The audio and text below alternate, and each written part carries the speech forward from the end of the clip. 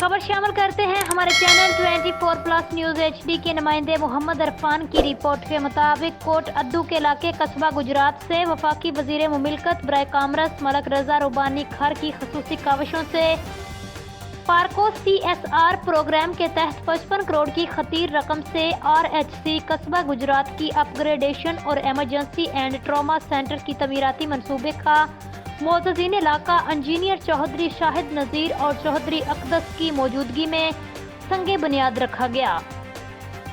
اس موقع پر پارکو اعلیٰ حکام نے مختلف CSR پارکو پروگرامز پر بریف کیا۔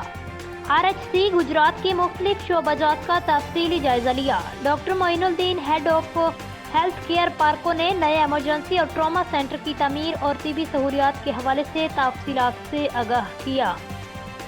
نیوز بلیٹن سے اب تک کے لیے اتنا ہی۔ مزید خبروں کے لیے آپ دیکھتے رہیے 24+ نیوز HD۔